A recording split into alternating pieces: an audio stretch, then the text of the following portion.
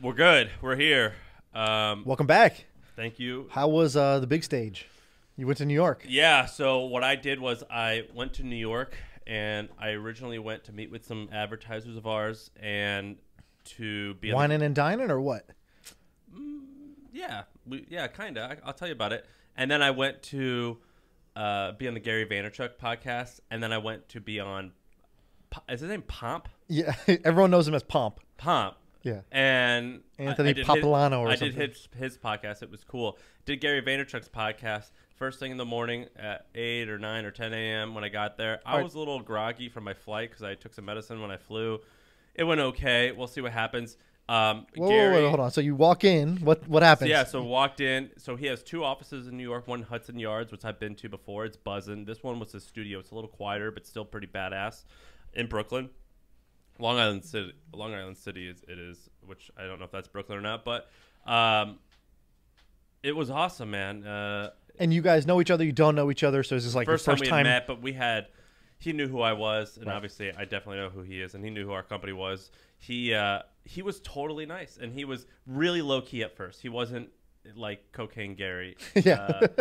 He was like, you guys do a little chit chat, small talk beforehand, or you just got into barely. it? Barely. So here's what happened. We sat down, and there's like an audience. There was like an audience of like 10, maybe 5 or 10 people. It was me and Adam on our side, and then he had an entourage. And we sit down, and he goes, "All right, go." And he looks at me, and I was like, I looked at Adam. I go, "Gary, I think you're interviewing me." He goes, "Oh, I am." I was like, "Right, Adam? Like, is that right?" And Adam looked at. He goes, "Yeah, that's what we set up." And Adam, Gary, the safety blanket. yeah, and Gary was like, "Oh, okay.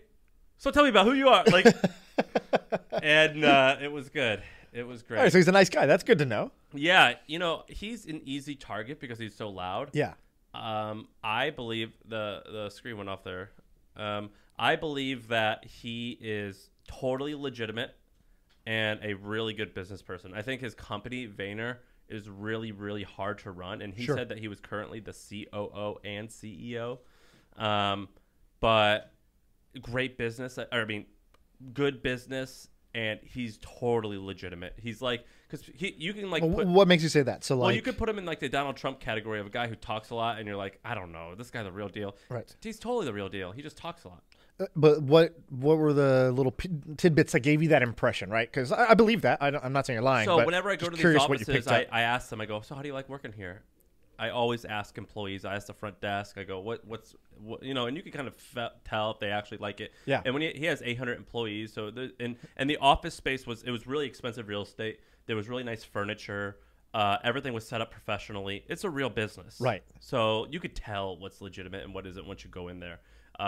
In this Hudson Yards office, they had Vayner Media water, bottled water. The office was buzzing. Everyone had nice computers. It wasn't. It's not a startup. Right.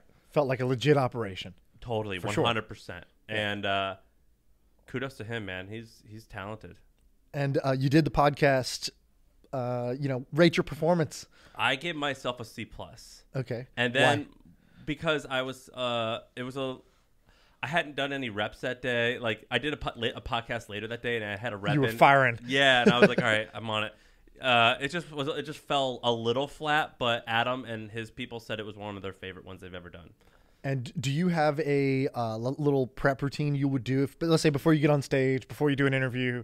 How do you, switch the light on? Yeah, well, I typically will how it is. Like when we're doing this thing, I was in a shitty mood a minute ago, and then these lights turned on, and you're like, all right, I gotta gotta snap out of it. What I do is I talk to the receptionist, or I'll talk to the Uber driver, just to start getting get out of your words, head. Yeah, get my words going and get in a better, happier mood. Yeah, and that's usually what I do. Okay. Is that what you do? No, like everything, I try to study and come up with a framework for how to do it and a technique. And so I picked up 2 things. So I picked up one from Conor McGregor, I was watching this documentary of him. Talk with a pencil in your mouth. Pen in your mouth, yeah. So I tried it, and it actually works fantastic. So basically, you take a pencil or a pen, you hold it sort of horizontal sideways, you bite on it, so it's in your mouth, sort of going out past your cheeks, and then you just talk for 1 minute. And what happens is because the pencil's there and your mouth's in this awkward position, your tongue has to really work to like flick over and under this thing to get to the spots it usually goes to. So you end up enunciating way better. I don't know if it's placebo. I don't know if it really is like an actual warm up for your tongue, but this shit works. I've recorded myself before and after, and I could tell the difference. And I had other people listen to it. I said, tell me which one of these sounds better. And I don't know whether it's placebo or not. That one works for me. The other thing is like a quick physical change. So like push-ups or something. Push-ups, a wind sprint, a jumping jack, a scream, music, whatever. I am a big believer that the fastest way to change the way you feel is through changing your body rapidly. It totally works. That's like a Tony Robbinsism. Tony Robbins has this great YouTube video. If you just YouTube young Tony Robbins, and it's, you know, the same guy minus 25 years, and he's in a tank top and he's giving the speech, and he talks about it. He goes, before I get on stage, you know, people always ask me, okay, you're a public speaker, you do a really great job. How do you do a great job of this? And he goes, because I don't make the mistakes most people do. He goes, most people are sitting in a low energy shell. Yeah, their body posture sucks, and then they just get up on stage and they don't warm up. Like an athlete would never do that. And he's like, I treat myself like an athlete. I get myself in a mental state, a physical state. And he goes, the second thing I do, I don't try to memorize what I'm supposed to say. Because when you try to memorize what you say, you're trying to prepare. But what ends up happening is your mind is then editing. It's comparing what you're saying versus what you kind of remember you were supposed to say. And so you have this other whole thing going on in your head that takes you away from the moment. Third thing, and this is the last one, he goes, before I go up there, I convince myself that the audience has to hear this. Like their lives depend on this information. Like I'm here to help. And if I can get this across, like even with this podcast, for example, it's like, you know, somebody is out there, they're commuting, they have this idea that they haven't taken action on. They're kind of beating themselves up about it. Or, you know, they look around at the 5 people that they hang out with the most and they're just like, these people are not like me. And we're in their earballs and they're like, oh, there are people like me out there. And yes, I should take some action. And yes, I should have some fucking energy today. And so he's like, I just convinced myself that they have to hear this.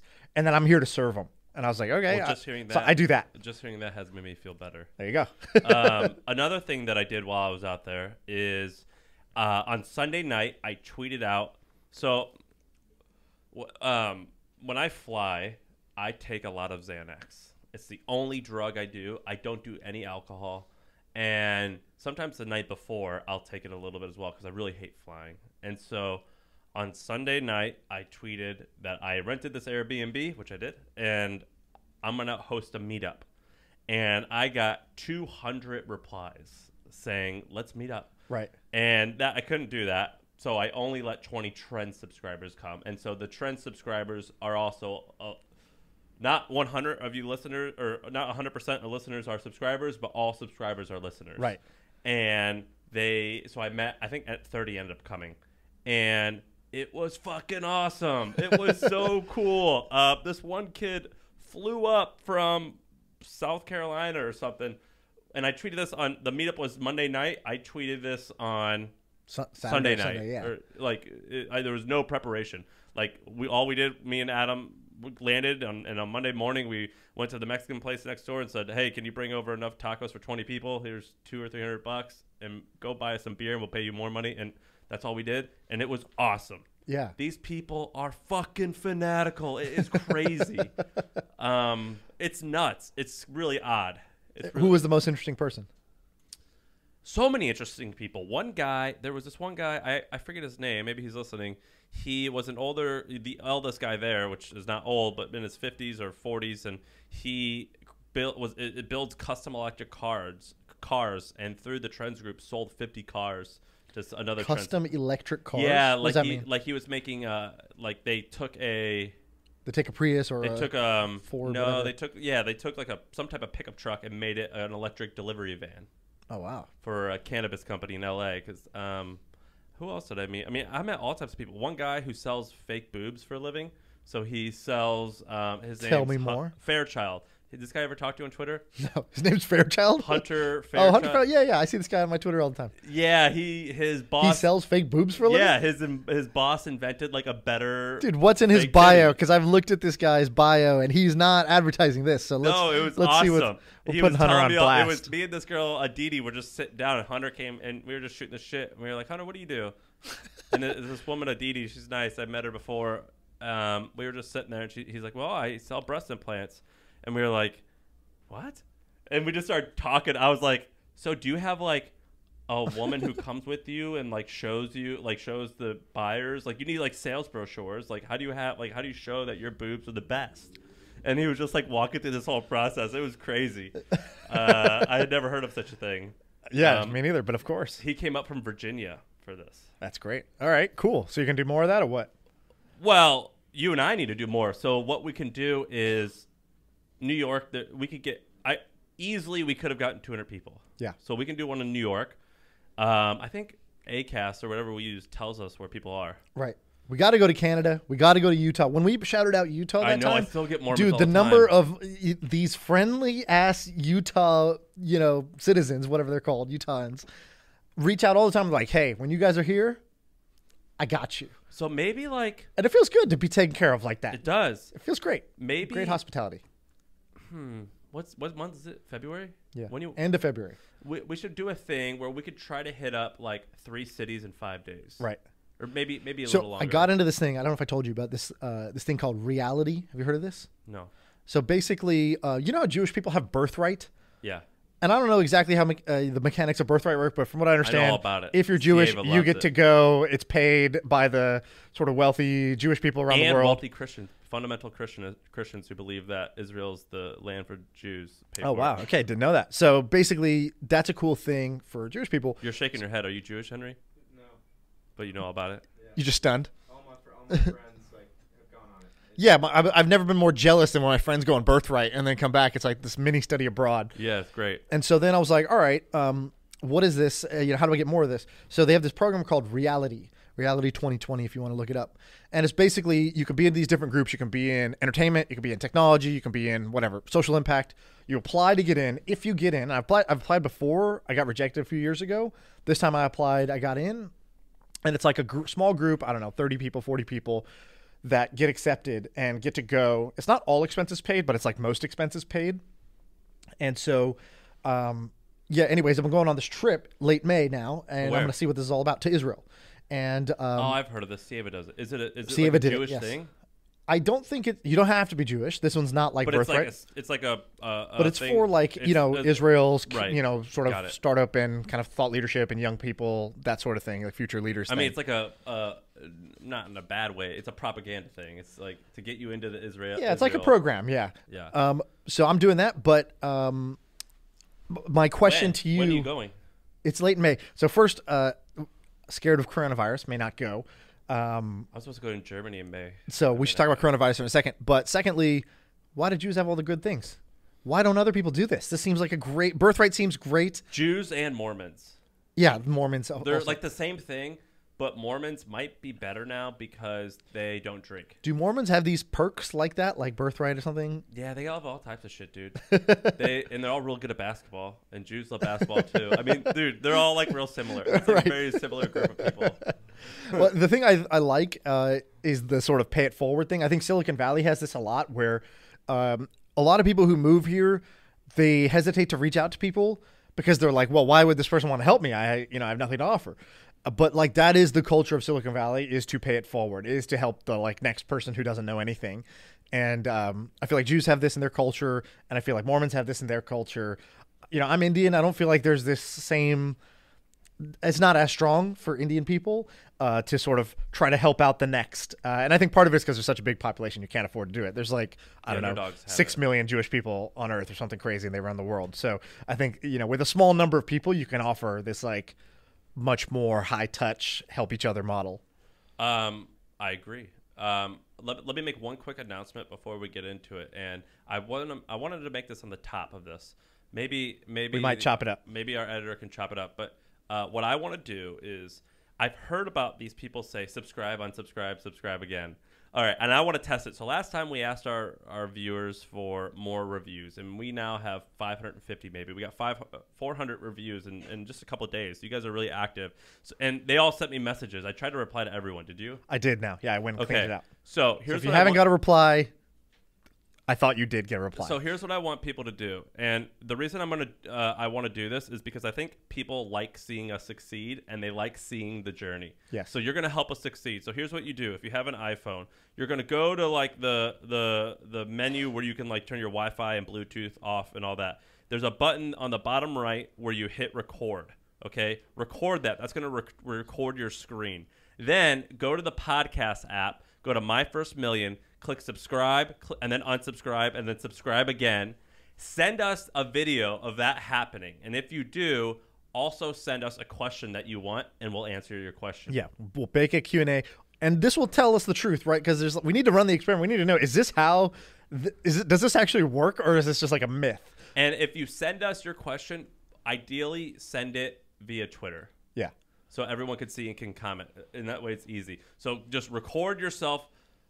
Subscribing, unsubscribing, and then resubscribing. Do it a bunch of times. Record yourself, post that on Twitter, tag one of us or both of us, and then on that same thread, ask your question. And if you don't have a question, that's fine too. And then we're going to look at the charts, and we're going to see what this does to the chart movement. I think it's going to actually boost the chart movement if the theory is correct. I believe this is why podcasters ask people to do this, is because this shit actually works. And if it does, here's what we'll do. If this does work, if people keep doing this, what we'll do is, with only the people who do that, we'll like take a screenshot of our analytics and send it to them. Yeah, we'll share the data. Yeah, no problem. Okay, you want to get into some stuff? You want to talk about coronavirus, or you want to? Yeah, coronavirus. Okay, so I'm terrified of coronavirus. And, generically, I'm terrified. I was terrified without information, and then I started looking into it a little bit more. So I don't even know about it. Can you explain what the coronavirus is? Yeah, so basically there's a couple of these viruses. They're influenza strains. And so the flu? Flu, yeah. So basically a few years ago, you probably heard, SARS or swine flu. And so, the very first time I think SARS happened, there was, a kid got this flu, goes to the doctor's office. They're like, okay, this is the flu. And kid dies within like a very short amount of time. They're like, well, that was odd. That doesn't usually happen. So they took a sample and sent it to like the CDC or whoever, right? Like they sent it to some lab to say, what do you see here? This was a very unusual case. The health deteriorated so quick. That's not typical to the flu. And what they realized was, hey, this is a new strain called, I think it was like H1N5 at the time. And it was like, this is only ever found in animals. This is the first time it's crossed over from animal to human. And so that was bird flu when that happened. And then so there's been these different very, very deadly viruses. SARS, which was very, very popular. MERS, which happened in the Middle East. Respiratory syndrome is kind of what these Middle East respiratory, I think, syndrome is what MERS stands for. And SARS is sort of the same thing. And so the thing with these was that, although there's a lot of hoopla around SARS and bird flu, like SARS killed less than 1,000 people. Less than 1,000 total fatalities. Not a big drop in the bucket as far as the death bucket goes on Earth. Yeah. Coronavirus already killed like 3,000 plus people. So already much bigger than that. The reason it's scary, though, is actually, and for a while, people were like, oh, don't worry. The fatality rate is low. Fatality rate's like, I don't know, 3% for this, whereas for SARS, it was like super high. I don't know. I don't know the exact number, but it's like majority of people who have it die. Whereas with this, 3% means you get it, but you have a good chance of living. But the big problem with that, and the article that I read was called why we probably can't contain coronavirus, why you probably are going to end up getting coronavirus, is because this virus is extremely contagious, but has these trademarks that are very problematic. So it takes a while for your symptoms to show up. So you have it and you carry it for 14 days without showing symptoms. So you'll be spreading this around and not even realizing you have it. Then once you have it, you don't just deteriorate and your health doesn't go to shit where you're in the hospital, they quarantine you. It's it starts innocent and it gets worse over time. So the infectious period is so much longer that there's basically no way to quarantine this thing. There's no way for us to contain this. And so what the article was saying was ironically, because it is not as fatal and is not as bad for you right away, this thing is going to be unstoppable, most likely case. Second thing with that was, I guess there's 4 typical strains of the flu, which is why you can get your flu shot and still catch the flu every year. So because there's these 4 different strains, and the vaccine doesn't cover sort of all the different variations, and so this guy's case was that most likely this is now just a 5th annual, strain that we're gonna have to live with, and it's just gonna suck. So very, very, kind of a downer. Also, I'm sure, sort of the bio nerds out there are going to be like, no, there's 15 million strains. That's right. But like, that's the summary that I took away. And if you want to just get the point, that's the point. And so what you have up here is D2C stuff. So like I looked at my portfolio yesterday. I was like, fuck. So I lost money yesterday off the stock market. So crazy shit's happening all around. So generically stock market, people get paranoid, bonds, people flee to bonds, stock goes down, that sort of thing. Other funny stuff happening. Zoom, the conferencing software. So the stock ticker Zoom goes up 50% today. Wait, shit, it's up 50% today? But wait, there's more. It's the stock ticker ZOOM, Zoom. But that's not Zoom's actual handle. Zoom's actual handle is ZM. So people are buying the wrong stock because they think people are going to be working from home and teleconferencing in. And so they're buying Zoom, which does something else altogether. It's a very small cap stock. I don't know. Henry, check what the stock for ZOOM actually does. God bless. And it's a tiny stock, so it jumped 50% today. And but you could actually predict this because this happened also at the IPO. Whoever bought Zoom, the other thing, got a huge pop at Zoom's IPO because of this. And so we could have predicted this one. I love when that happens. But all kinds of fucked up things. Some other things.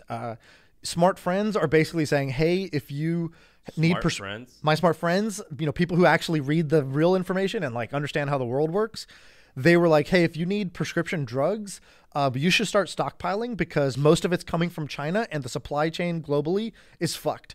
And the world doesn't have. Who said that? Friend of a friend, basically. But how the fuck do you stockpile prescription meds?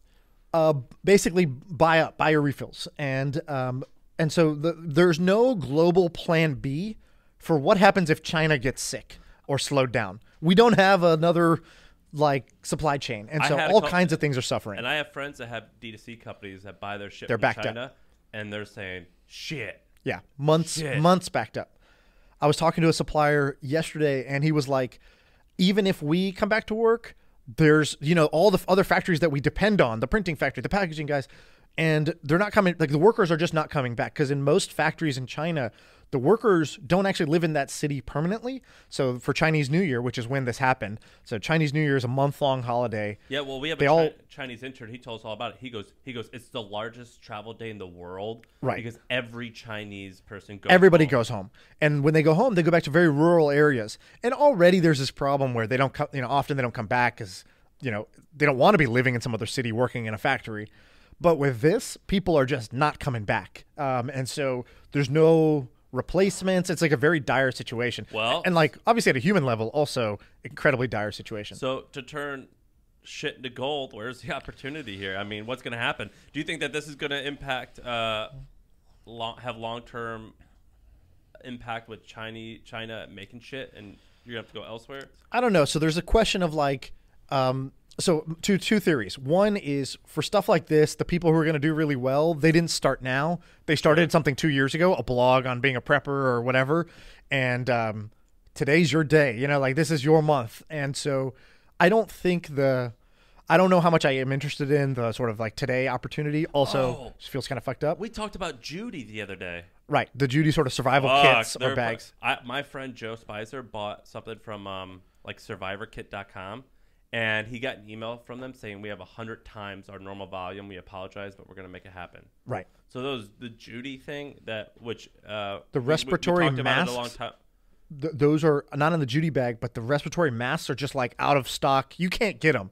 And that's the thing you need is to protect your nose and mouth. Yeah, that's long gone. No one can pounce on that. But yeah. We covered this guy who launched a company called is it Judy? Judy, yeah. Judy. It's a emergency kit. Yep. An orange emergency backpack, ready to go. My wife texted me today and said, "Let's go and buy a bunch of stuff." I feel the same way.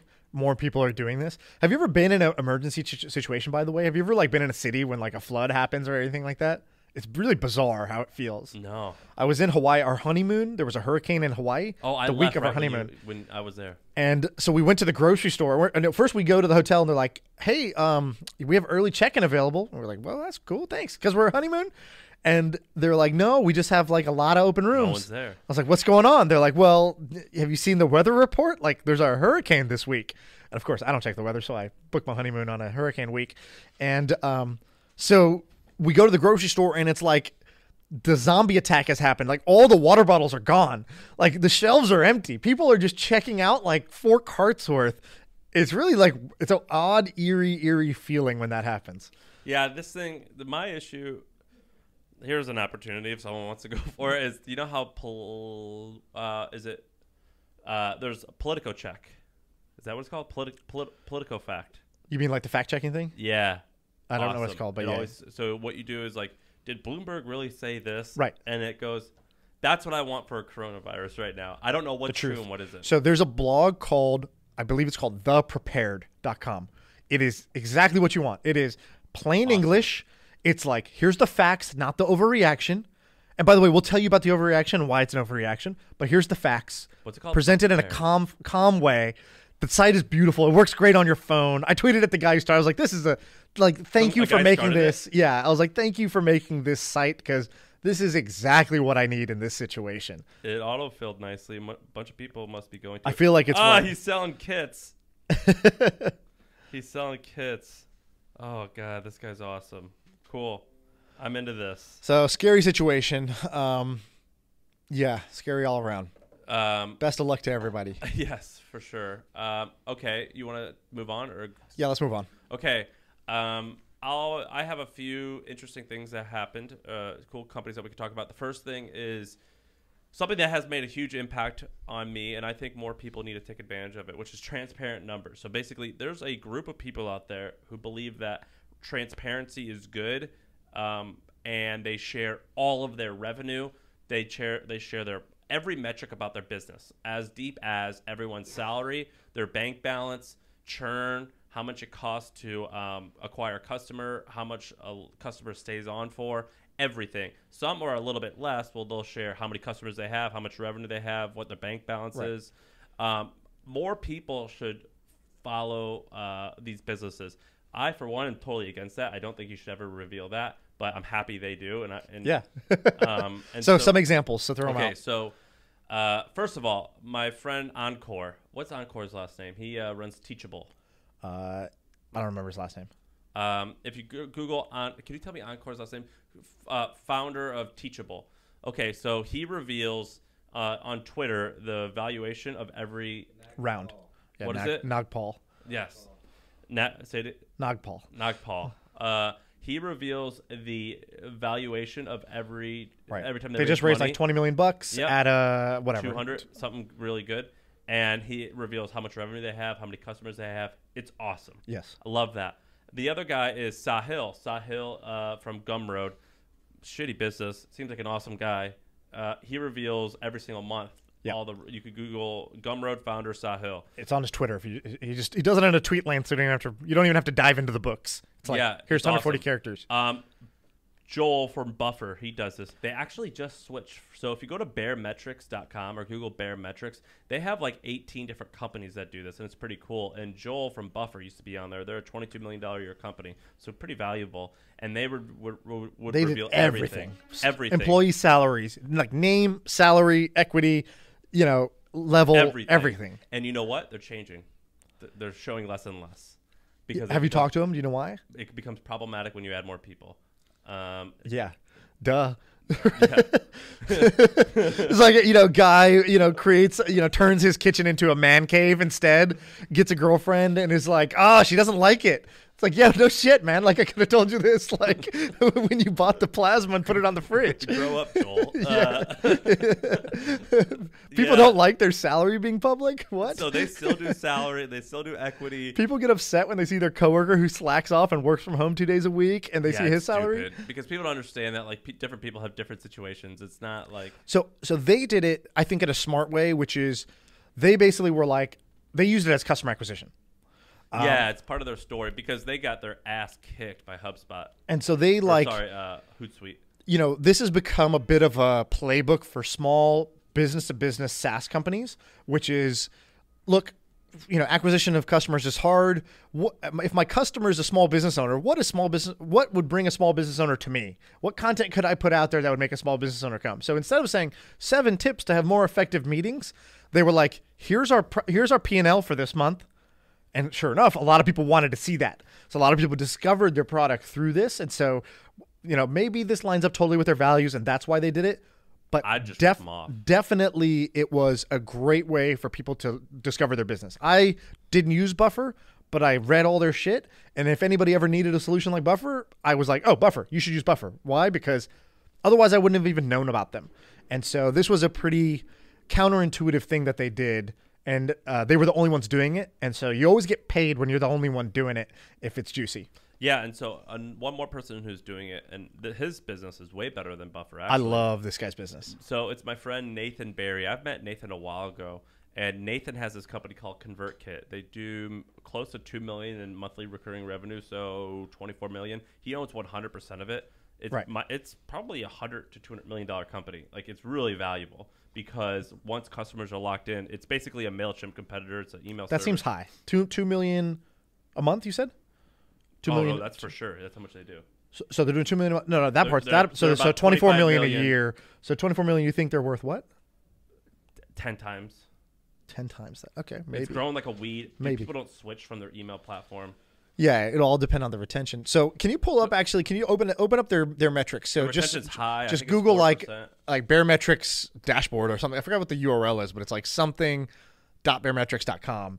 And it's like their whole company. It's like, here's how many new customers we got. Here's how many people churned this month. It's like all of their graphs, and you can use it for your company. He even showed how much profit they make. I think it's like each month. ConvertKit. It's like here it is.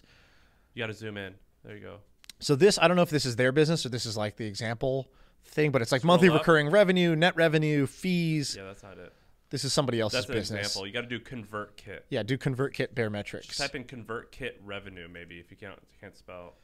I also use ConvertKit. I pay for a subscription because I'm like, this product is so fucking powerful. I don't actually have many sequences set up. I have a sequence of one email right now, which is not a sequence. It's just an email. But I think it's a great product. I love ConvertKit. I love Nathan. Nathan's a great guy. Nathan's only 26 or 7 years old. We talked about the idea of doing a drip sequence to build a newsletter for women going through pregnancy and like week by week. And I had I had a random listener reach out on Twitter. It was like, I'm doing this. Here's my kind of unique asset I have to go about this. And how should I set this up? And I sent him to ConvertKit. I was like, dude, your problem is going to be solved in like, the next 90 minutes. What are people leaving Bearmetrics or something? Why can't you find it? Here you go.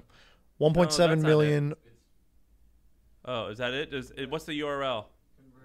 Oh, okay. Yeah, so 1.7 million monthly recurring revenue. And you could just look at It'll say churn. So annual run rate, doing 20 million a year, which is up 1.7%. That's got to be how much this month? Revenue churn 5.1% per month. That's not bad. It's not great either. Well, it's because it's a small to medium business. Like if you're churning 5% a month, that's like what's the net growth? So 5% a month is the churn. What's the new business every month? 1.5%. It's low. 1.5%. Yeah, so he's net negative then per month. No, I think that churn that growth number takes into account churn. I see. Okay, gotcha. Oh, okay, that's the net. But this is because it's the average revenue. God, it even says so they make on average $60. Is it $60 a month per user? Right. And so the thing on the right, small to medium business is gonna have higher churn compared to other SaaS. But dude, if you're a real sicko, you can just look at the live stream on the right and see every minute when somebody pays them. It'll say like right now it says $29 paid by anonymous company. Dude, he's got a lot of failed payments here. Get on that, Nathan. What's going on? You can't be failing. It's 3 out of the 12 payments here are failed. 4.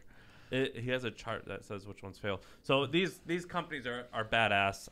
So you wouldn't do it. No, I think. What about a part of what you do? The email list size, the revenue. I don't want to share anything publicly. Well, I'll say like 8 figures or right. something. No, I just don't think it brings a lot of good either. You know when a company's trying to raise or sell their business because like 2 months before, all these articles will come out, just like handing over information. Yeah. Why is that happening? Because they want to raise their round or they want to sell their company within the next 6 months. Can you go back to the Google Doc? No, I'm not a fan of it. One time when I did my first conference when I was younger, it made like 60 grand in profit, and I told everyone in the blog post, and I hated the attention, so I'm never going to do that again. Okay, so let's talk about pipe.com. Do you know pipe.com? I saw this and I was like, dude, this is awesome. I came to our little scratch pad to write it down, and you already had it written down. Okay, so here's let me set the stage here. So when you have a subscription business, I'm talking about software subscription, but maybe it could work for all types of stuff.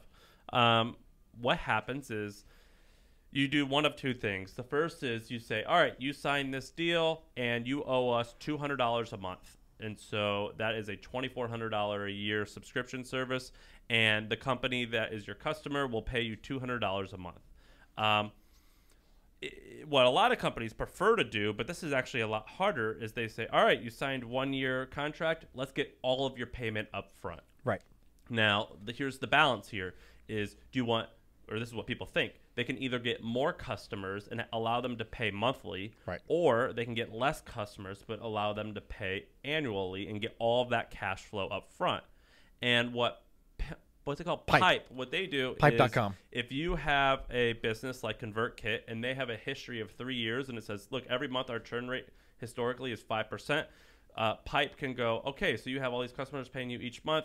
Let's just, I don't know how they discount it, but they probably discount it a lot, so they de-risk it, and this will say, well, let's just assume that you're going to have 20% monthly churn. Right. We'll give you all that money up front, and you owe us as the money comes in with a little bit of interest. Right. Awesome business. So I have so many thoughts. All right, so a couple things. First, the financial infrastructure. What's really going on here? The financial infrastructure for software companies and tech businesses is being rebuilt. So we already had investors, right? Angel investors, seed investors, Series A investors, blah, blah, blah. But then you have a bank for startups, Mercury, started by some successful founders from HeyZap. They started Mercury. It's supposed to be a bank designed for startups. And then you have things like Brex or Ramp, which we talked about, which is like business credit card designed for startups, because the legacy institutions don't understand how to value these companies, how to assess risk, or how to like fund and finance these companies. Then you have things that are, like marketplaces where you can buy and sell to buy and sell online businesses like Quiet Light Brokerage or wherever. You have due diligence firms that pop up that specialize in software businesses like Centurica. Then you have, guys like Pipe, which basically say, great, you have a cash flow problem, but you have we know you have a predictable book of business. We will give you the cash up front and we'll take a VIG off the top of that. And so I think these are all really smart businesses, each one at a different part of the financial stack for software and technology companies. FastPay. We use it. It's Pipe, but for media and publishers. And Pipe has raised $70 million in funding. They're kind of stupid because we use them and we have millions of dollars in credit from them, and we won't leave them because it's a wonderful service. But the reason why they're kind of stupid is because the market's a lot smaller than software, and the numbers are a lot smaller. Right. I think Pipe will be a multi-billion-dollar company. Yeah, or the one problem with these is there's a lot of competition. Yeah, I think the aggregate will be. So, for example, this is also happening on the customer side, right? So, companies like Affirm or Sezzle or Afterpay, that's consumers. Yeah, that's on the consumer side. But same idea, which is like they're trying to provide different financial instrument that like the traditional financial company, like the current sort of incumbents, aren't really figuring out. How do we help e-commerce companies, how do we help merchants, turn their products into monthly payments for their customers? But Affirm came out and did it, and Afterpay. I think Afterpay is like a $8 billion company or something like that in Australia. Affirm is a multi-billion-dollar company here doing the exact same thing, and they're all fighting over these merchants. I love this shit, man. I say fuck the big banks. I fucking hate them. Yeah. I hate them so much. I hate having to talk to our rep. They don't understand me. Right. They don't understand what we're doing. So Shaan, the producer and editor for the podcast, he had an idea. So I asked him one day, because I have him on as sort of my right-hand man. So sometimes I just ping him with just random questions. I said, what's the biggest idea in your head right now? I was like, what's the biggest startup idea you got? And, he's 20, 21 years old. I don't know exactly how old he is, but he's a young guy. And so he goes, well, I've been a, freelancer contractor for you and many other people for the last few years. And he's like, why doesn't a sort of fast pay or pipe exist for contractors? Like, I have my invoice. Just give me the money now, and then you wait to, like, when the company pays, you take it, and you take 5%. That's a big idea. Off the thing. And I've actually heard this idea a few times before of, like, my wife was a consultant for, and so she always got paid like this on a 30 or 60 day cycle. And she would have, 20 grand sitting in outstanding payments. If she could just get the 20 grand, headache free, she would take 1950. She would take 19,000 out of that just to get the money now and not have to keep following up via email to be like, hey, have you paid it yet? And like all that stuff. And so the problem seems real. And this is more of a question to the audience of like, what am I wrong about? What don't I get about this idea? Seems like a great idea on the surface. What's the problem with this idea? Because I've heard it bandied around a few times over the years. It's not a like super niche idea. I think a lot of people could have this idea. So what's wrong with it? And I think that you can learn just as much from common ideas that don't work as you can from great ideas that do work. If you start to identify, why does this seemingly good idea not work? Why have people tried and failed over and over again? There's a lot to learn as an entrepreneur. Yeah, I'm digging that. So pipe.com's out. I'm loving those things. All right, we want to talk about book club stuff. Yeah, one thing. Hey, Henry, there's a guest downstairs. Would you mind letting her in? And she's going to join us for like the next segment. Yeah. Julia, what's up? Hi. How are you? Doing well. Thanks for having me. You're already in my good books because you actually listen to the podcast. Not all the guests do. I do my homework. Yeah. I try to do my homework. Yeah. Yes. Awesome. There's a bunch of employee fans. Great. They found out, and it was, they'd been really gunning for me to have a chance to Shout out to them. Do you have like that like corny name for your employees, like Everlywellians? That is literally it. Oh my god. Although you changed it. Is that really it? No, well, but then everyone was like, hey, did you just like come up with that? Because that is not that great. And so I think someone better with words was like, how about just Everly's? I was like, oh, that's better. Right. So that sounds much better. We've shifted it to that. But do you it guys might have this started. for the hustle? Do you have Yeah. like Hustlonians or some shit? No, say no. Yeah. No. You're fired actually if you say something like that. Hustlers. At the hustle? No, we like just people. Yeah. Yeah, exactly. With Bebo, somebody tried to like do that, and I was like, thank God there's not a nice one, because I don't want this as like a thing. Yeah, Bieber's, that would have been it. Yeah. By the way, I'm followed by Justin Bieber on Twitter. No big deal. Wait, for real? Yeah, so cross 10,000 followers, and Justin Bieber follows me. I DM'd actually him. pretty He did impressive. not reply. How many people does he follow? It's got to be one of those bots that just How many follows people does he follow? I don't know. Henry, Justin Bieber, number of followers. We'll find out. The only way this can go is down for me, where he follows I millions was of gonna people. say. It's not a low number, my friend. It's not a low number. Yeah, okay. It's 300,000. I'm one of the top 300,000 friends of Justin Bieber. So let's That's just leave better it at than that. I would have thought. I thought the number was going to be like 10 million. So for what it's worth. Okay, so speaking Yeah. of, so you have, so you're Julia Everlywell is your company name, but your name's Julia Cheek. Yes. It's a cool name. Thank you. I hate my last name, and so I'm always thinking like of just totally rebranding it to something cool. But then I know people will be like, did you just change your last name to try to sound cool? Which is probably the least cool thing you Right. can do. I kind of got the opportunity to do that because Yeah. I decided I had a choice to do Julia Taylor, which was my maiden name, Right. or if I wanted to when I got married, take on Cheek. Yeah. And it was just sort of unique, so I did it. You did it. Uh-huh. Okay, So- great. And so for people listening who are like, okay, great, who's this person? Why are they joining the show? Give us the 30 seconds about what's interesting about you. Yes, so I'm Julia Cheek. I'm the founder and CEO of Everlywell. We are based in Austin. We are about to celebrate our 5-year anniversary, which is hard to believe. But probably the most interesting thing about me starting this company is I started a company in the blood testing space, in the direct-to-consumer space, coming with no entrepreneurial background or healthcare background whatsoever, Right. and had every kind of X in the box of why you wouldn't Right, think you were a this would consultant, work. right? I was a management consultant, Yeah. and Where? then I went at Deloitte, went and got my MBA, had a really Where? traditional Harvard, had a really traditional corporate Sam's path. all about the pedigrees. Yeah. I hate it. Yeah. I don't care. Sam's like, Harvard? Okay, I'm in. Yeah, there's definitely some interesting ties, I think, that turned me on to being an entrepreneur when I was there, but certainly I was really on the corporate path, and then had this idea when I was working at MoneyGram and left my job to do it, and I can confidently say 100% of people who know me was like, this is definitely going to fail. There's no way it's going to work. So what's the company do? Yeah. So when I was 5 years ago, when I was working at MoneyGram, I had a bunch of all these unexplained health symptoms. This is super common, what you hear from women in their late 20s and their 30s, is they have chronic fatigue, aches and pains. They're not taken seriously at doctors. And so I went to 5 or 6 different doctors on good health insurance, and each of them ran different blood tests. I never got my results. I paid over $2,500 out of pocket. Nothing material showed up or was communicated to me. What do you mean you never got your results? Like, you Like, personally didn't receive it? I personally didn't receive the doctor them. looks Or at it. even if they called me, like, I missed the call. Nobody ever called. They said, we'll call you if anything's abnormal. Well, like, what does that mean? You tested 100 different things. Like, just because something's not totally out of whack doesn't mean there's not interesting or useful information there. So I sat down and I looked at the health insurance landscape, and I thought, man, people are going to have to start paying for all this in a more meaningful way than we are today. And I'm at least confident that my cohort of women between like 25 and 45 can't get the testing that they need. Right. And I think I can solve that. And so it really started out, honestly, not that it wasn't a big vision, but it was a little bit like if you think about the first group you're solving a problem for, that's what we launched for. So today we have 35 different tests on everlywell.com, on Amazon, Target, CVS, Kroger. We work with Humana, and we offer consumer-initiated testing for everything from STI testing, heart health, food sensitivity, etc. Basically, is it every test? It's like 90% of common test coverage from what you would get from the doctor. I've raised over $50 million from 5-0 from West and East Coast VCs.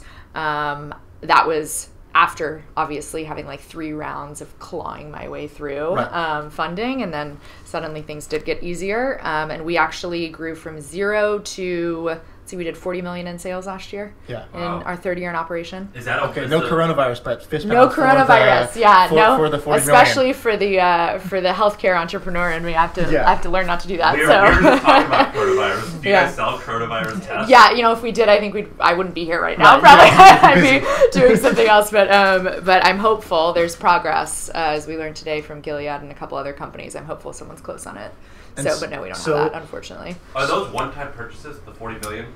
No, it's a combination of new customer acquisition and repeat. We have a really healthy repeat business because a lot of our tests are things like cholesterol, it's not thyroid. Recurring, is what I mean. It's not recurring. We do have enterprise contracts that are recurring for Medicare, right? But it's a mix of what I would call one-time repeat and then actual recurring contracts, which is, there's challenges, there's good and bad. I think when you have a one-time heavy business up front, you have to build a good set of unit economics from the get-go so that you're not just optimizing on this like promise of payback.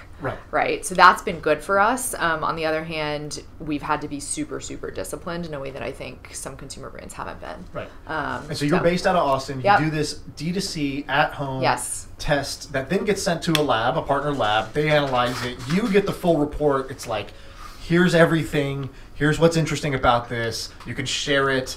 It's like the way that it should be. Like if you didn't have to like invent this. If you just asked a layperson, you're like, how should this work? Right. That's the description, and then you just made that like happen in real life. The other thing that's interesting is you were on Shark Tank. I was. So, as a fan of reality TV, me and Sam both watched The Challenge, probably the trashiest reality show. Well, tonight's the season finale of the Netflix one. Of which one? The Circle? No, the one where they get married after living in a room. Love is Blind? Yeah. Wait, didn't it all come out already? Didn't they just release it? Today. No, I'm at episode 3 of that one. Good show. It's pretty awesome. Pretty good show. Have you seen it? I haven't seen it yet. Do you know the premise? I do know the premise. They put people in rooms and they don't see each other. Yes, it's actually pretty cool. Terrible description. Oh, then they have to get married. Yeah. I missed that Or you part. get cut off the show. Like literally, you don't even get like eliminated Survivor style. They just edit you out. Like you're just not shown ever again if you didn't propose. And so what ends up happening is it's 10 days behind a wall. You talk to this person and you're speed dating basically behind a wall. For 10 so you're days. kind of like deciding who you like. Yeah. And then someone proposes through the wall. So they're like, "Can you come close to the wall, please? I'm on a knee now, and I want to ask you to marry me." And then, but the thing is that I thought that's where the show would end. But then they like put them in the real world together, and they're like, "All right, you're gonna get married in 30 days, and see what happens." That's and, interesting. It's pretty interesting stuff. Okay. So, good job, Netflix. Shout What out were to you asking her about? Shark I was actually at Shark Tank because tell me about how it came about. You applied many times, one time. How'd you get on? Yeah, so Shark Tank was honestly, I am a huge fan of the show. I also am a huge fan of my own experience, and that's not, I think, what everyone has to say, but I always tell people I think it can be a really game-changing thing for entrepreneurs if you do it the right way. It is a lot of freaking work. A ton of work. Really? So once you're on or before you're on? Before you're on. Okay. So I would say we aired in November of 2017, but it was but it was like a 9-month process of, I would say the year of 2017, 80% of my year was just Shark Tank related things. So we applied, and by we, me, it's like a 50-page written application that you online do. Or? It is printed and written out. I tried to use a PDF editor. I mean, it was it was like a decade ago technology. So you write this whole thing out. I write this whole thing out. I will be honest, I was a finalist at TechCrunch Battlefield in 2016. Yep. The producer's scout from Battlefield companies. So they reached out. Oh, that's cool. So it's kind of like if you're thinking about American Idol maybe, which I would never be, but you either can get contacted and sort of put in the front and to audition, or you kind of blind audition or wait line. So it's not that I had necessarily a better chance, but I did get shortcut into the application process. So filled that out. The application probably takes 40 hours.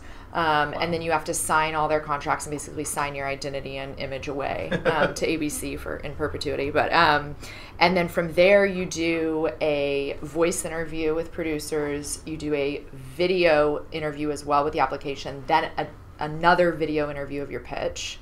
And then from there, the producers work with you for about 4 months on what is your story, what is your brand, what is your script, and it's ultimately what I think people don't realize on Shark Tank. It's a human interest story. You are there to make good reality TV, but it is your decision. The producers will help you and advise you, but this is your gig, and it's up to you to decide how you want to display yourself and who you want to be on TV.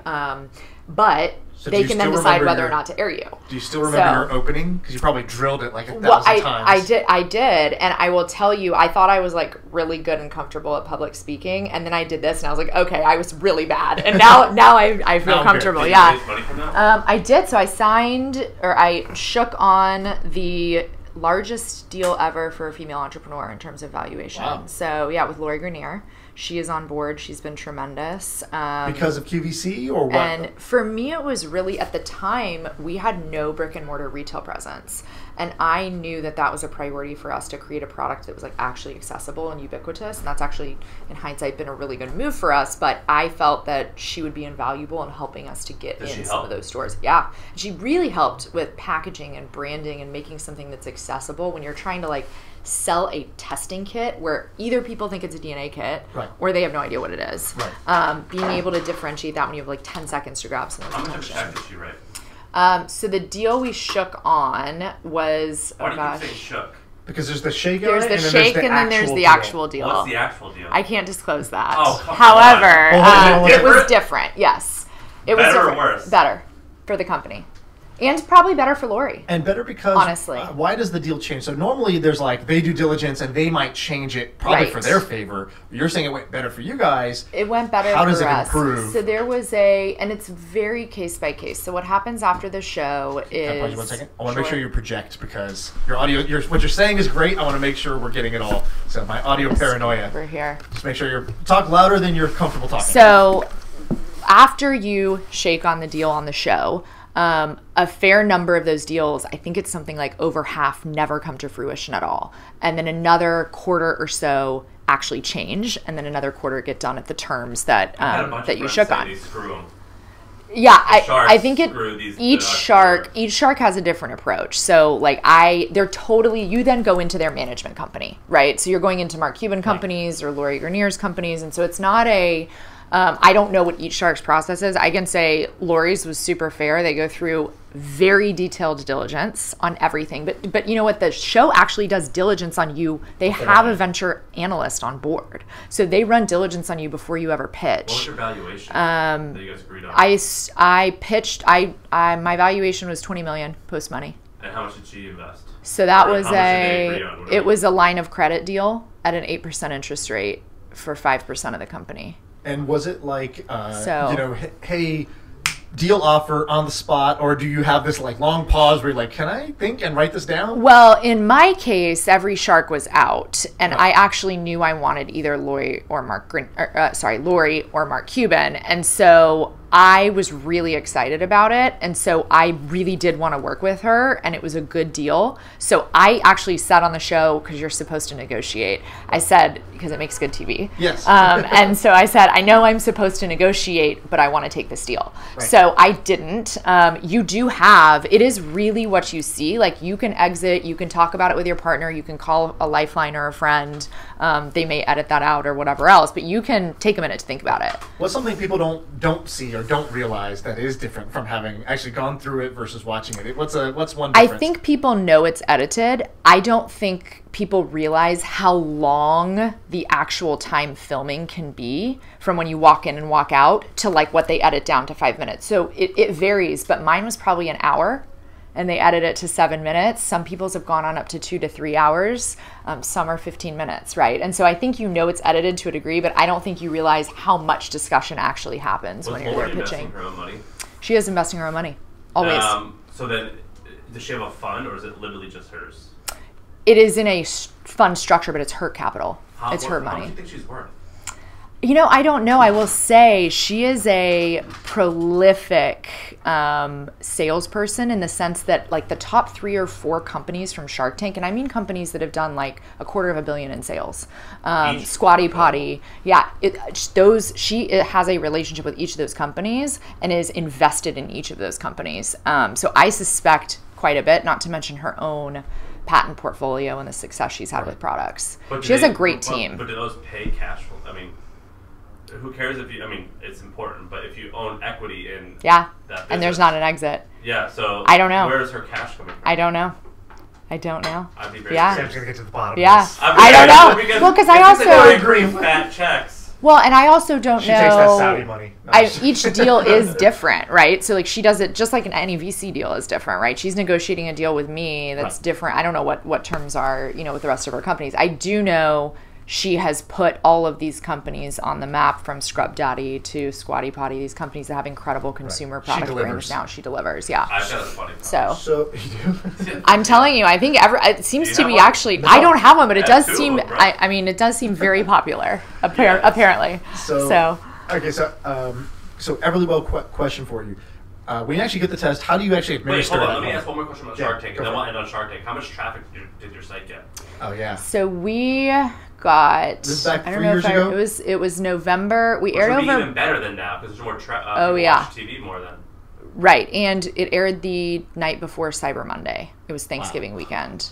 Couldn't have been a better day. Although my poor team, they were wonderful. They canceled all their Thanksgivings. It was, a lot of work. But we got about 30 times our normal traffic, but we had an interesting experience. We didn't have this tremendous, huge spike the night of in terms of purchases.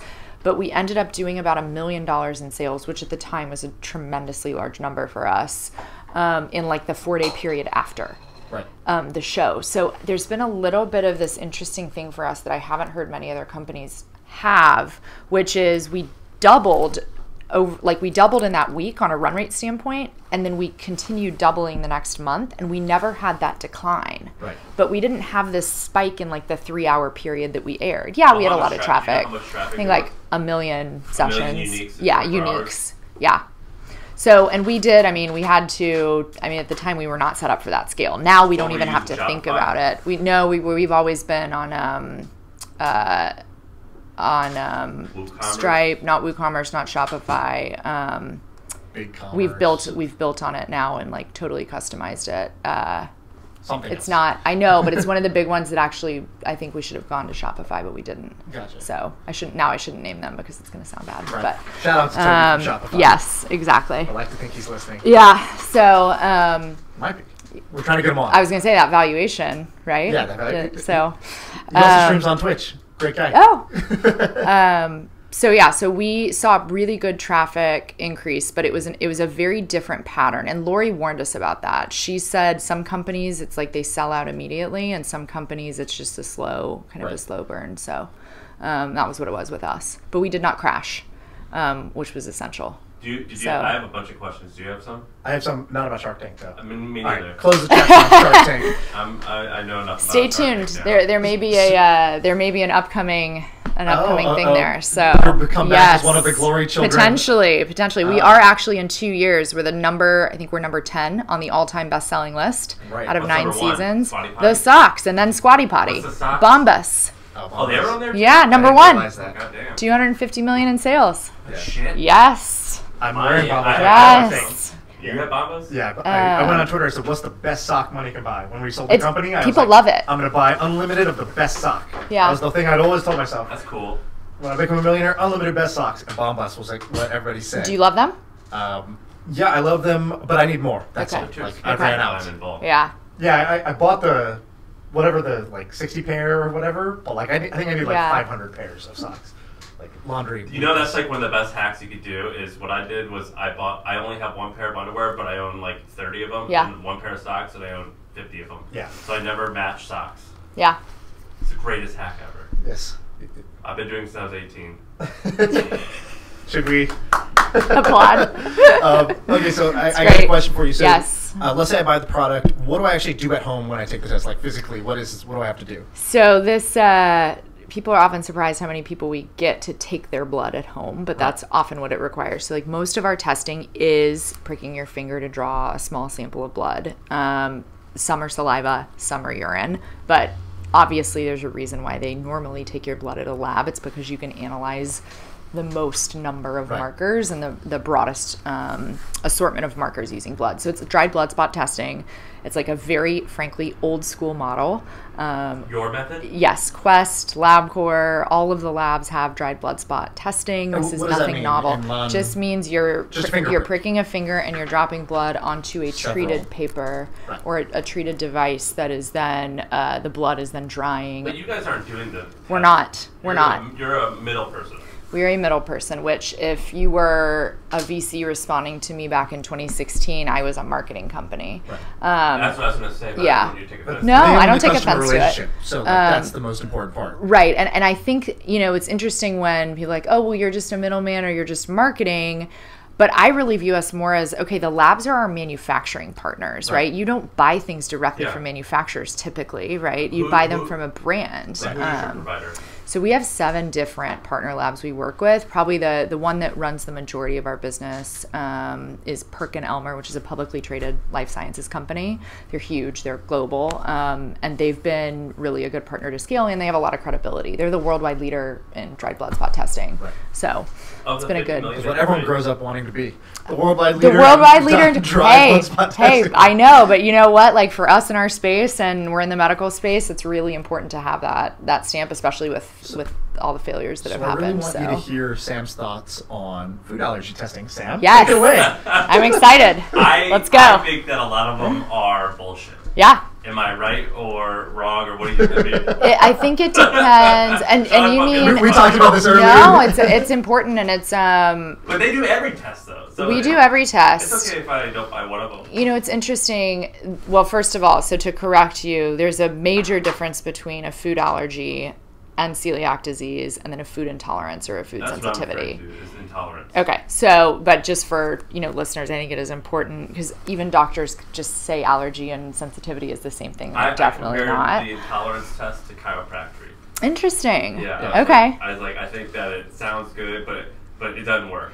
It's interesting. We have become associated, this food sensitivity testing in general has become associated with Everlywell, which I suppose is I'm proud of from a brand standpoint. But on the other hand, it's been going on for over 30 years, and there's thousands of doctors that do both IgG, IgA testing around the U.S. And most people that you talk to, if you've talked to them about food intolerance, they'll say, oh yeah, I had that done at my allergist, or I had it done at a nutritionist or at my general practitioner. It has to be used in a specific context to be valuable. And so I do think that is why it's really important that you educate people on how it should be used. It should be used with an elimination diet. It is not a be-all, end-all. It's a guidance. It is our test where we have more people quantitatively say it's changed their lives than any other test. And there's good research around it for that use. What there's not good research around is saying like it diagnoses you with an allergy. It can just be used as kind of a black and white guidance of what you should and shouldn't eat. That's absolutely not true. So I think there's a lot of misinformation. I think there's a lot of different types of testing, and the nomenclature gets mixed up for things it shouldn't be used for. And I think it's great that Everlywell has been known as the brand for that, but honestly, we're offering a test that has been around for decades and needs to be used in the right way. And if we can take the lead in educating people on what that should be, then we'll do that. What category of tests do you think is the biggest opportunity? What we call it sexual health, STIs. And there's several reasons for that. One, right now our tests are too highly priced because the lab itself is expensive for us to run the test. Right now our single marker STDs are a really good price for, between $39 and $49. It's also HSA and FSA covered. So for some people that's a great solution, but many people for obvious reasons want a comprehensive test. And that test is, I think, $199. The leading company in this space for STIs? I think STIs. I think saying STDs. It's STIs is the clinical, right? Yeah, sexually transmitted infections is the correct nomenclature. We call it sexual health testing because we think that this is something people should just be proactive about. So who's the biggest in the space for digital? For at home, I would say it's probably us just from branding standpoint. There's a couple companies that specialize. You guys? I think it's us. Wow. Which, to be clear, should tell you how under-resourced and served this opportunity is, because there's be like a multi-billion-dollar revenue business? Yes, this is a multi-billion-dollar opportunity. I'm gonna, again, if we're gonna riff, lots of other people can come into this space. There's a specific company that only does STI testing, but they haven't been well funded. They've struggled, and we really believe that this is not only how you can best close public health gaps, you also can get people on board to then use testing it from home over their lifetime for any other health issue as well. People don't want to go into a clinic. You don't want to go, period. Right. And our solution, you actually can not only get your results, but then you can diagnose and treat through an independent physician if you have a positive, if it's a relevant STI that can be treated. So it's a full service solution. And what you're looking at right now is we have a really good business, but if you look at the price sensitivity, there's a certain age group that's going to be willing to pay $250 to go get a test versus going to a clinic and potentially getting it for free. Are you acquiring customers profitably on first touch, or do you hope to lose money on them on their first touch and then hopefully profitably on first touch? But that is, for me, we're in Austin. I'm a first-time founder. We're building a sustainable business. We didn't go out and raise money on this premise of just negative contribution margin and then hoping to sell people later down the road. Well, it depends. Search for different categories, but search has a ceiling. It does have a ceiling, even with STI testing. STD test online, you need that shit right now. Right. Which for that category, certainly search is great for us. But Facebook / Instagram was for a long time our largest acquisition channel, and both by force and by proactively moving away, we have really diversified, which has been a good move for our business. So someone TV now? Or some TV, we've had mixed success with. Because we are on this profitable unit economics from the beginning when we can't fully measure attribution and ROI on first purchase, sometimes it's hard for us to want to invest. So we've had mixed success with TV, but we do believe it's important for brand building and category education. Is all that $50 million going into marketing spend? No. Engineering, product, clinical. A lot of it goes into clinical and medical affairs. But you're not doing the clinical. So is it the kit, making sure the kit is as robust as it should we be, have a regulatory and compliance team that ensures that either the lab partners we're working with or new lab partners that we're making sure that they're meeting the highest quality standards. We're starting our own research studies to prove outcome data, which will take time, but we think is really important. We do have obviously a healthy paid marketing budget, but we're trying to hire more in-house around content, SEO, organic, and those pieces as we start to actually build out like a healthy marketing engine and not just be dependent on this like paid social thing that we were the last few years. Should you bootstrap this? No. And that I think is I feel like you would have if you could have. I would have if I could have. It's a really important question though. Go ahead. If you said like you're a marketing company, I'm like, oh, okay, so just white label this thing. Right. You see it, put this cute millennial pink on it, and then just start buying traffic. that's it. That's how simple it sounds. What But was it's Right. what really were some of not. the challenges beyond the Yeah, well, for send traffic to a landing page and order this white label product? Right. So we don't white label. We actually fully end-to-end construct and brand our kits. And really what the lab does is run the sample. That's the goal of the lab. But there's also a really complex product from an engineering standpoint. So not only creating, obviously, what is somewhat basic an e-commerce site, but then a results platform that is able to speak with a third-party physician network, translate lab results that were often really messy, and then be able to say that in a meaningful way to consumers. And 5 years ago, that was not as easy from a UX standpoint as it is today. So a doctor interprets all the results. An independent physician. Why couldn't they do something where they just say the normal ranges, and if you are in range or out of range? So I use Wellness FX, and they do a blood test, and they just say you. They also use a doctor.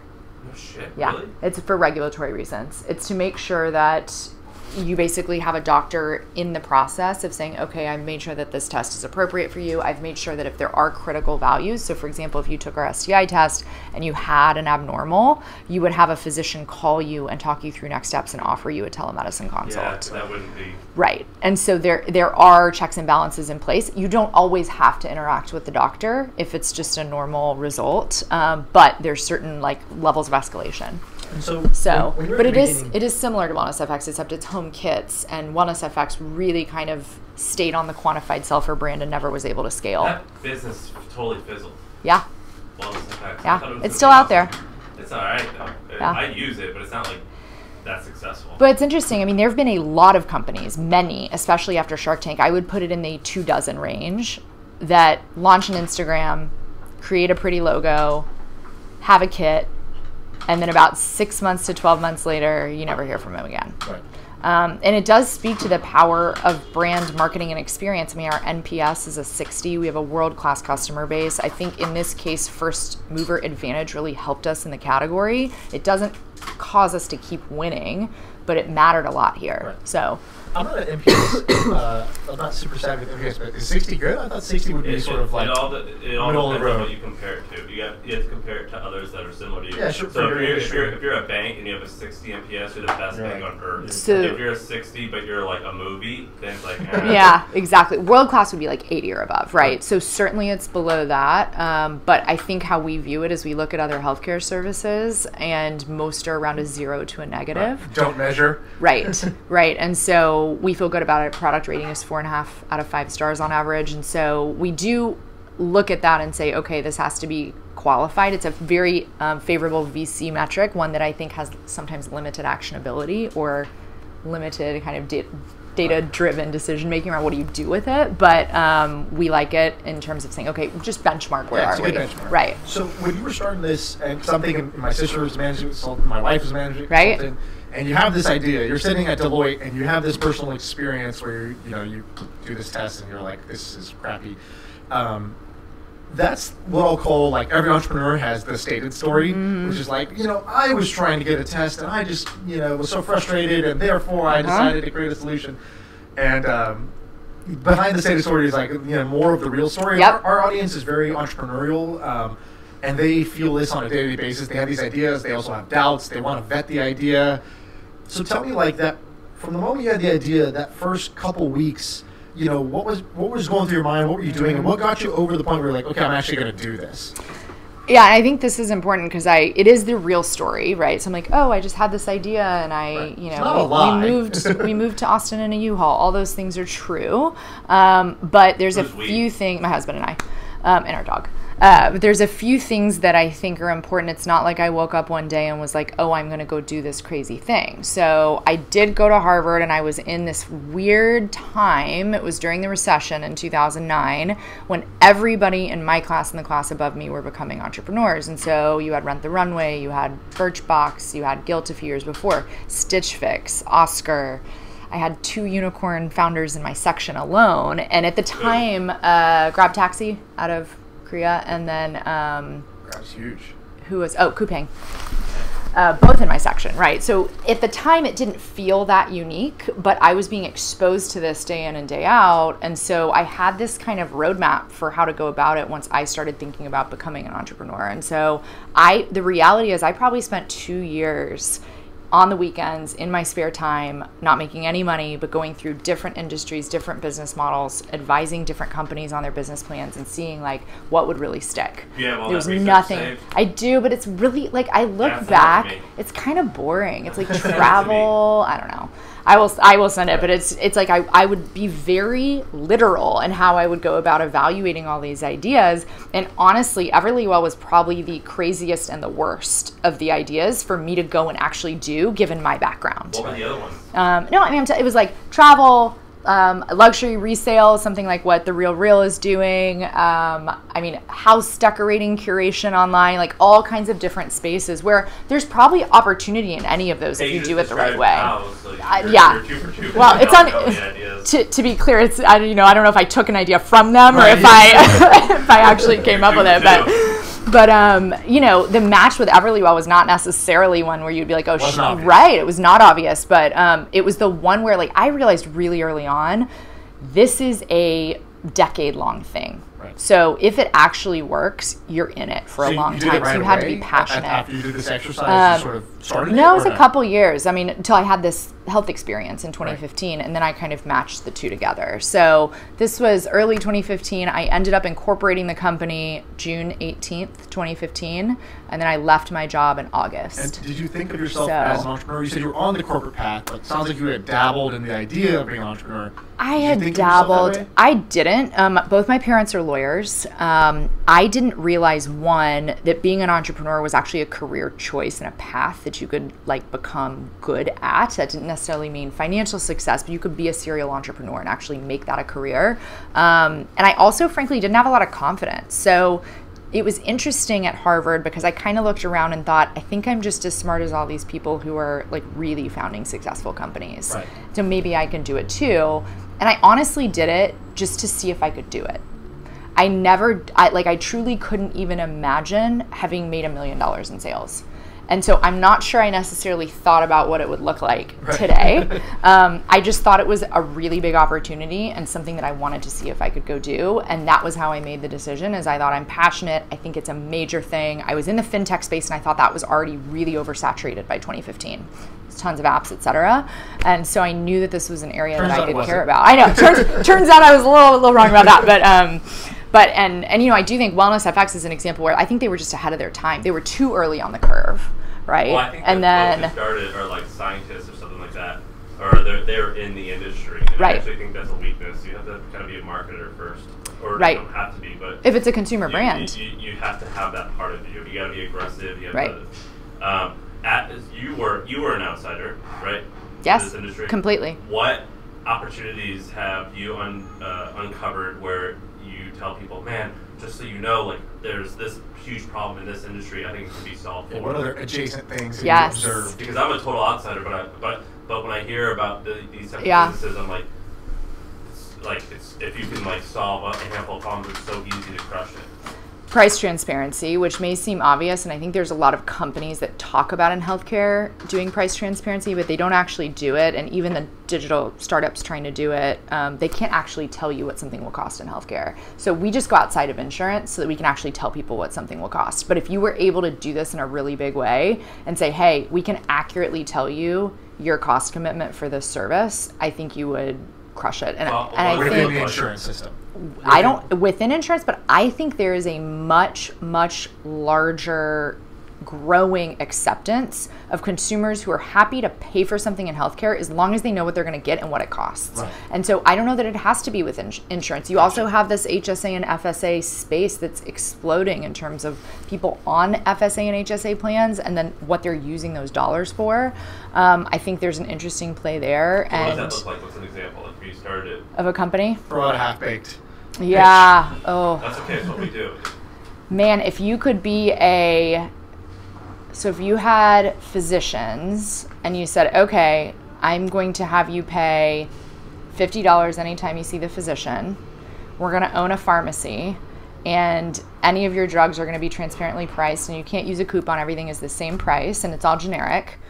And then if you say, okay, and then I want to be able to get, testing done, and then they can tell you the pricing on that. But here's the problem with it. You have to actually own the supply chain and the services should be chain. vertically integrated. You have to be vertically integrated to do this, because otherwise, nightmare. I know, but my point is you almost build a system external to the system. Right. And you can do this at affordable pricing. The reason healthcare is so expensive is because you're adding cost into the system through the insurers and those contracts. Then when you get the bills, you're getting the bill for whatever they didn't want to cover, but that was intent. Like, the provider billed the insurance company what they had hoped the insurance company would pay, not at all what it cost. What else? In It doesn't have healthcare, to be healthcare. It could be whatever. Just maybe things that you discovered along the way. For example, when we started our company, we realized Yeah. that like paying freelancers is Yes. like, wow, I didn't realize how hard that was. yeah. So like along the way, where you've like We where keep- your, we- your Are entrepreneurial you the type that ADD. do Oh, I have. people We have a notice list. that Yeah, that's but like- some of them get solved. So, for example, like 2 years ago on Black Friday, we hit a bunch of compliance limits with our banking system on spend in Facebook. So I was like, gosh, I wish there was a product where you could actually get like a cash advance for social media advertising. Now we're big enough to where we don't have to use a product like a Brex or a We just started talking but- about that. Or like Clearbank. or like would do Clearbank this, would do yeah. it, right? So, but at that time, if those solutions had been around, we absolutely would have been able to take advantage of them. And then, of course, they came out, and I was like, oh, that would have been a really good you idea. would So, say- yeah.